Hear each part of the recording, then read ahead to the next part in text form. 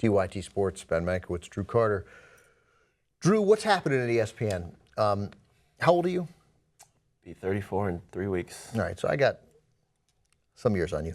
But when I was growing up and watching ESPN, I mean, not really growing up because I didn't get cable for a long time, but as a young man watching ESPN, like you knew the difference between a show hosted by Berman and one hosted by Bob Lee or Tom Mees or John Saunders when he was there, and obviously, with the when it was Kilborn late at night, or Ravitch even, and everybody had a personality. To say nothing of what it meant to see Patrick and Olbermann together.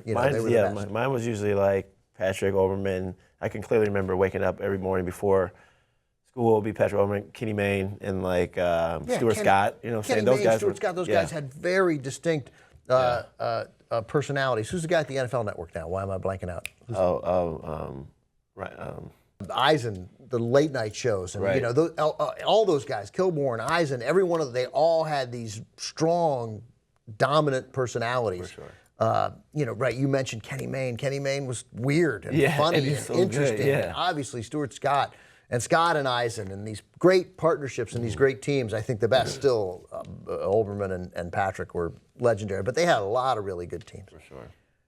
And there's still some really good guys there. There still are, but a lot of big voices. Keith Olbermann, gone again for the second time. Colin Cowherd, gone again. I like Cowherd too. I mean, it was a little weird what he said, but I think they wouldn't have fired him if he hadn't had 12 days left anyway. Right. So I like Olbermann. Obviously, I love Olbermann, and I like Cowherd, and then obviously losing Bill Simmons. So it seems that there is a sameness now to a lot of their anchors, not all of them, but like they are becoming sort of, it feels more corporate. It feels super corporate. It feels more like watching Fox Sports. Right. Colin's going to Fox, isn't he? Yeah, and maybe Fox Sports is going to take is going to show some more personality. Simmons going to HBO. I totally feel like now when I watch SportsCenter, like you said, there's still some good guys. Like usually I watch the late night, like Los Angeles with like Stan Everett. I like Stan Everett. Neil Everett. Stan Verrett, Neil Everett. And Neil Everett. Yeah. Those two guys. Those are my two. Verrett. So they're still good guys, but usually that's like, to me, that show is that 11 o'clock out here. Right. That's a flashback show to me. Right. Like, that's a show from 15 years ago, but it's the only one that's off the top of my head. If I'm watching it during the day and somebody's reporting, it's just like I'm just looking for just the news. Usually when I watch it, it's more than just news. I'm like their personality. It's funny. I can actually enjoy watching it. Now I'm just like, they're just feeding it to me. And I'm like, who is this random guy that's on here talking to me? Do you think the partnerships with, mostly with the NFL, which is so valuable to them, but obviously they have partnerships for the NBA and Major League Baseball also. Do you think that those partnerships just got so big that having sort of dominant, outspoken personalities you can't say anything about the NFL. You get suspended. You can't say anything about NBA. Like you say anything like crazy like about with That's what it feels like. I mean, it feels like that power is too great that they can afford to have a show like Outside the Lines with Bob Lee because that is completely cloaked as it's almost that's like the 60 Minutes of sports. Right. So that feels different, but that's not. That lacks the what the NFL presumably or what any league would feel is sort of the vitriolic anger about that league or lacks passion.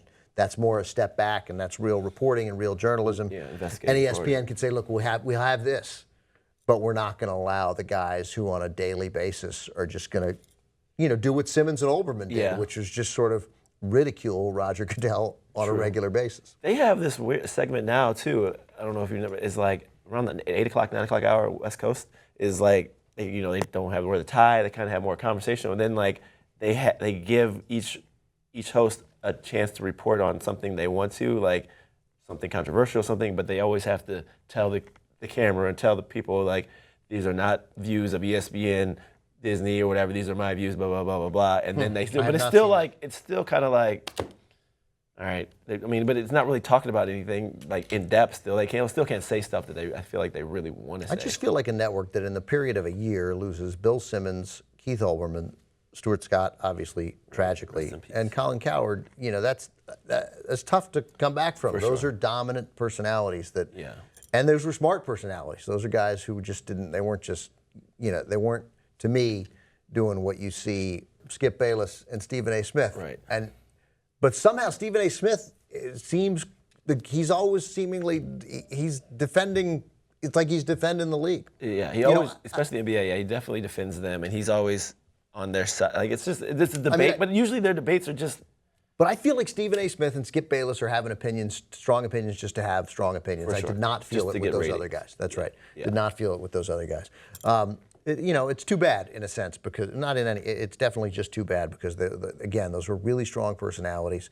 They made watching. It made it feel authentic. Their opinions felt authentic, and now it does. It just feels incredibly corporate. Right. I agree. Totally corporate. Totally a feel where when I watch now, like I said, I don't really look forward to a certain anchor, and it's kind of just like, just give me the highlights and let me just read most of my stuff online. Before we wrap up this segment, let me do my impression of Roger Goodell. I'm ready to issue my ruling on the appeal, and I'm reading over the initial decision, and I nailed it. This is a great decision. So I'm going to uphold the 4-game suspension. How do you review your own decision? What kind of nonsense? I did a pretty good job. I'm looking this over, and this is He's like, man, succinct. I did it's so to good. The point, I've done good with the replacement refs. I've done good with Spygate. I've done good with the Bounty Gate. I've done so good at all my other ones. So I'm just going to go ahead and just say, upheld. Upheld. I tell you, this is well written. This is really. I did great. Oh man! I can't believe I'm on Tom Brady's side. Okay, everybody. Thanks for watching.